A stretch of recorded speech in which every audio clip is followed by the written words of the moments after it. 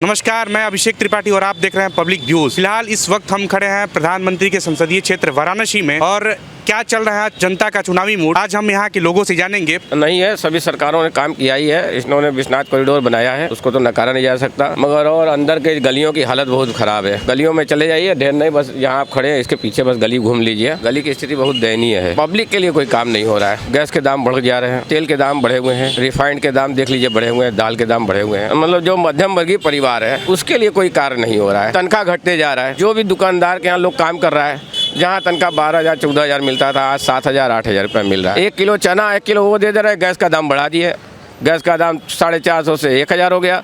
500 इधर ले रहे हैं, उधर 200 का सामान थमा दे रहे हैं। इतने लोग हैं, पूछिए कि उनकी आमदनी बढ़ी है कि घटी है। आमदनी पहले से किसकी बढ़ी है? इतने लोग यहाँ पर खड़े हैं, पूछिए किसकी आमदनी बढ़ी है। लेकिन वाले परेशान है, 2 पहिया वाले परेशान है। 5-5 हज़ार का चालान काट दिया जाए, 10,000 चालान काट दिया जाए। कितना आमदनी है उनका दिन भर का? लेकिन इस कोरोना काल में सबकी 10-10 हज़ार का जो चालान काट दिया जा रहा है, आदमी परेशान है।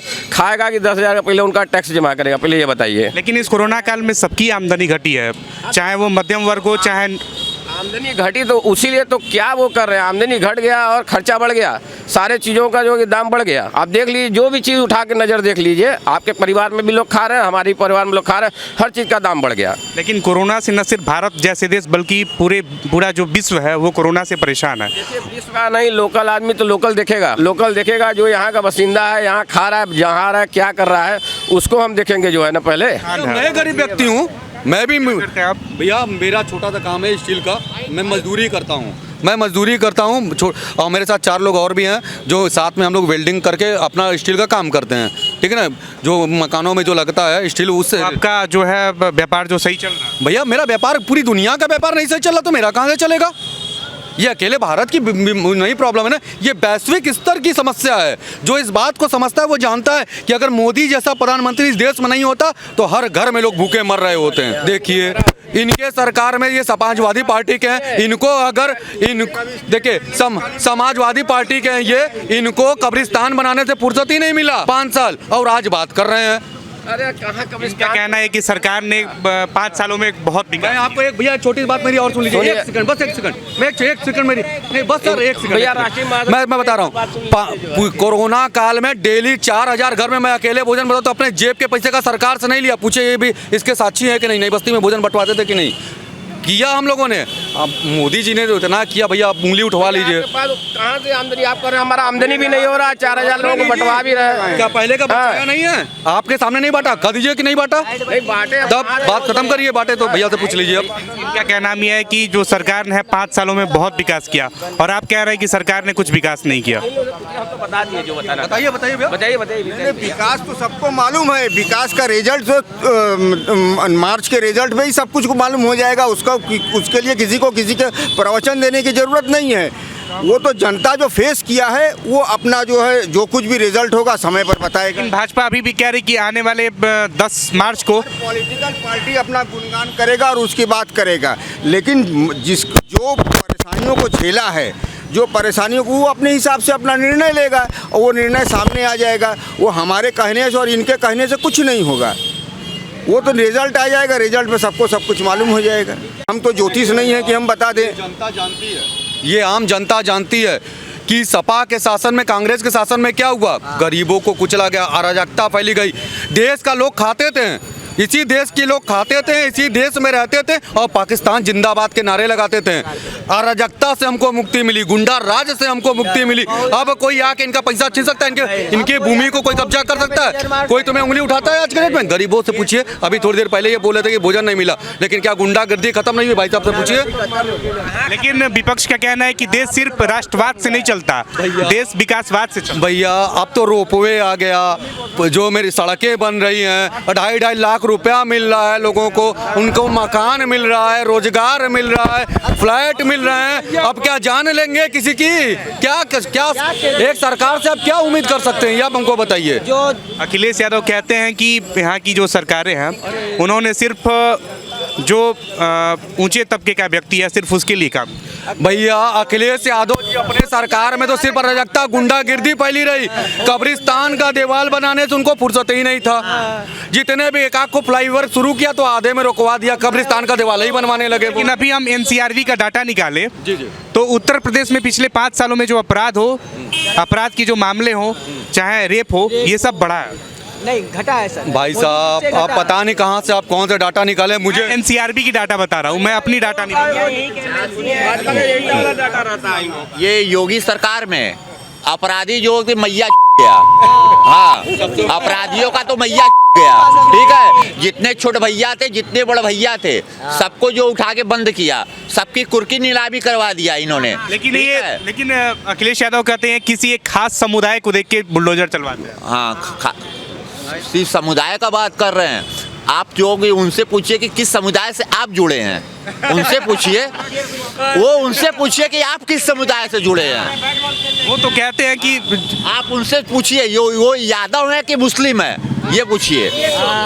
मुलायम सिंह यादव है या तो सिंह है कि यादव है कि मुसलमान है।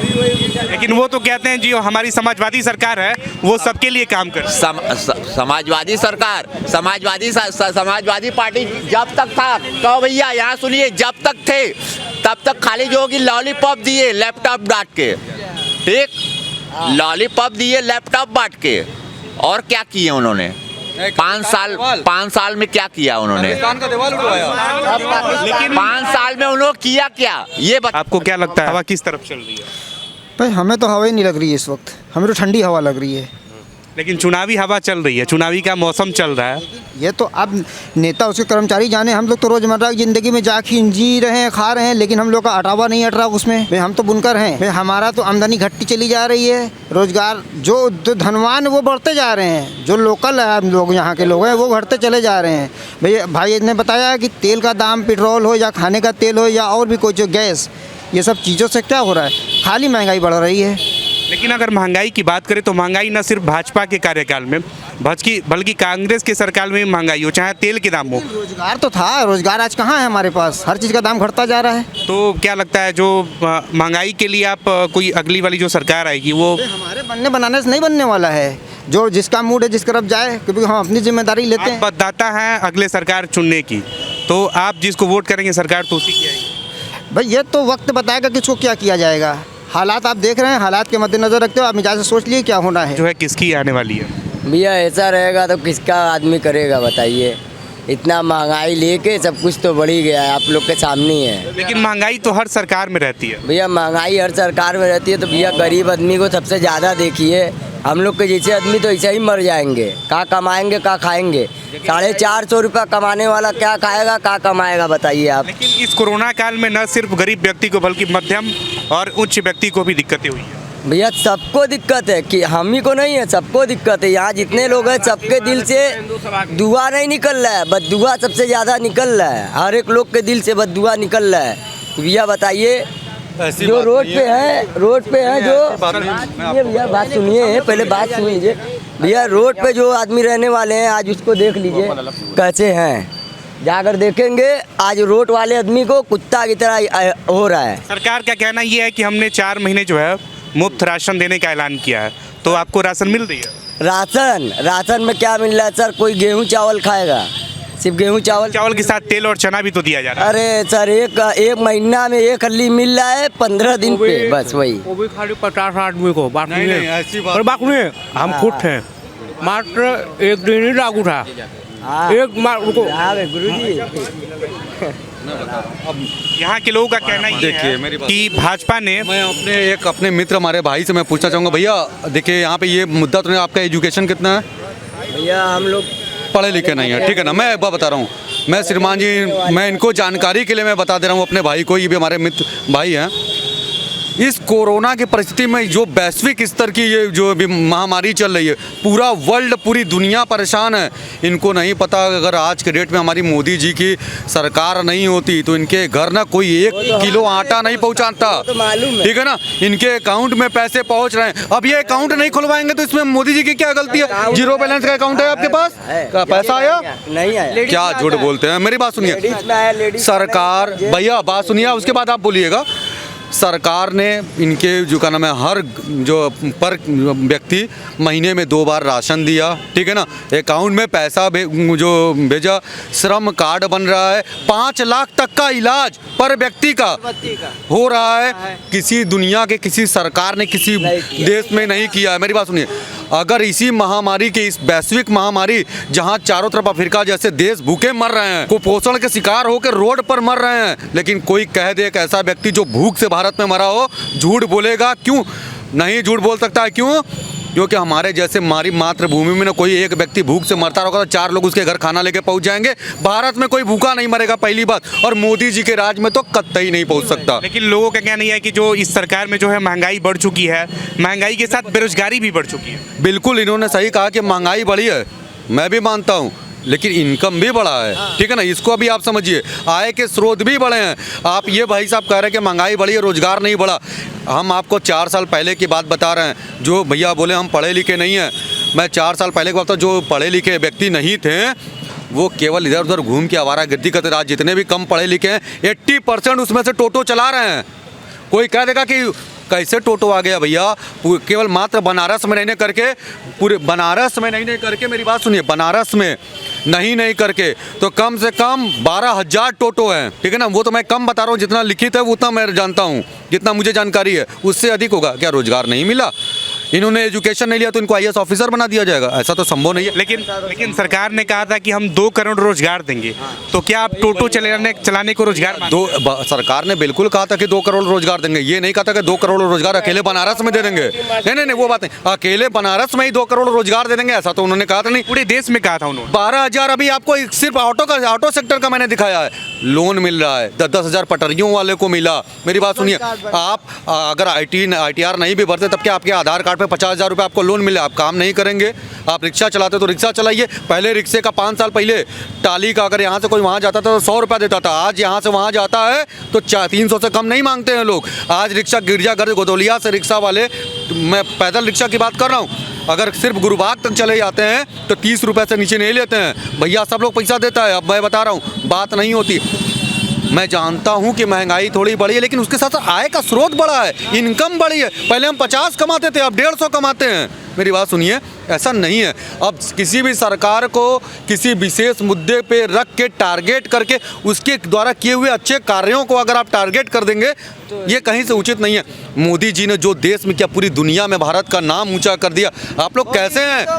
आप लोग कैसे हैं जो इतना दिन रात 24 घंटा मेहनत करने वाला, बिना छुट्टी लिए दिन रात देश के लिए, मातृभूमि के लिए लड़ने वाला, आप लोग उसके कार्यों पर उंगली उठा रहे हैं। इतना सब कुछ करने के बाद आपको क्या लगता है जो बनारस की तस्वीर है वो वही टिकी है जहां पिछले 5 सालों से थी? आप जो अच्छा काम करेगा उसी को वोट दिलाएगा। जिस हिसाब से काम हुआ है उस हिसाब से हमको लग नहीं रहा है सही हिसाब से काम हुआ है। कुछ काम अच्छा हुआ है तो कुछ जगह की सड़क खराब भी बनी, कुछ जगह गली बेकार भी बनी, पूरे तरीके सही नहीं बनी है, बहुत ज़्यादा स्थिति खराब है। लेकिन भाजपा कहती है कि हमने जो 5 सालों में जितना काम किया है, वो चाहे सड़क हो चाहे बिजली हो, बिजली इन सब एरिया में उसने काम किया। हाँ, ये सब तो सही है अपने जगह, लेकिन भाजपा जो कर रही है सही कर रही है, गलत नहीं कर रही है। लेकिन जो करवा रहा है पर वो ठीक नहीं कर रहे हैं ना। तो आपको क्या लगता है अगली सरकार किसकी आने वाली है? ये तो हम बता नहीं सकते, तो लेकिन उम्मीद यही रखेंगे कि बीजेपी की है तो उन्हीं की आनी ही चाहिए। आएगी तो बीजेपी की। जब कह रहे हैं कि भाजपा ने कोई काम ही नहीं कहा तो कैसे बीजेपी की सरकार आई? थोड़ा महंगाई बढ़ा है बस, अब काम तो किया है, सड़क है, रोड है, स्मार्ट सिटी बना है, तो जो उन्होंने किया है ठीक है किया है। अगर ये महंगाई सस्ती जो आज तक राशन मिल ही रहा है गरीबों को, अब क्या चाहिए। हाँ, बिजली 24 घंटा है। लेकिन इनका कहना है कि जो गरीबों को राशन दिया जा रहा है वो सिर्फ चुनाव के समय ही दिया जा रहा है। नहीं, तो लॉकडाउन के बाद से मिल रहा है। आपको राशन मिलते हैं? मिलता है, आज लिए हैं। आपको राशन कितने दिन से मिल रहा है? जब से मोदी जी चालू किए हैं तब से, हाँ, योगी जी चालू किए हैं वो तब से मिल रहा है। यहाँ के लोगों का कहना है कि जो इनकी आमदनी थी वो घट गई है।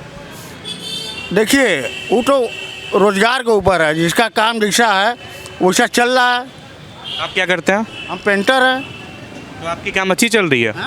आपकी काम अच्छी मिलता है, नहीं मिलता है, अब क्या करें। सरकारी नौकरी तो है नहीं। 4 दिन इनके यहाँ करेंगे, 4 दिन कहीं और करेंगे, जब मिलेगा तबे ना, जब भी करवाएंगे तबे ना। जहाँ तक बात है, आपने सवाल किया इस टक्कर समाज पार्टी और बीजेपी में। अब इसमें दोनों में से आएंगे कौन, तो हमें तो 110% विश्वास है कि योगी जी ही आएंगे दोबारा, कि उन्होंने काम किया है। बीजेपी के सोच से ऊंची, भले हम मीडियम क्लास के लोग, गरीब वर्ग के लोग इस चीज़ को नहीं समझ पा रहे हैं कि वो काम जो कर रहे हैं किस कोटे से कर रहे हैं, कैसा उनका वो है सोच। उनका ये मकसद है हम अपने भारत देश को कितना आगे से आगे तरक्की पर शिखर पर पहुंचाना। तो इसके लिए हमें जो भी महंगाई करना पड़े, ये तो हमारी आपकी एकता होना चाहिए, जो हम उनका साथ दें। हम उनकी जो हमें थोड़ी बहुत कष्ट हो रही है उसको हम झेलें, बर्दाश्त करें। थोड़ा सा हम बर्दाश्त करेंगे, हमारे देश बहुत सा आगे तरक्की कर सकते हैं। लेकिन विपक्ष का कहना ये है कि बीजेपी ने काम नहीं किया, बीजेपी ने सिर्फ मस्जिद और मंदिरों में ही काम किया। जी, विपक्ष का तो वही काम ही है कि सरकार का विरोध करना। अब उनके विरोध में वो कुछ भी बोल सकते हैं, तो उनकी मर्जी है। आज तक कभी भी जितना अभी देख लीजिए कि देश कितना आगे बढ़ गया है, विदेशों में कितना इंडिया का नाम लिया जा रहा है, ये सिर्फ मोदी जी की वजह से हुआ है।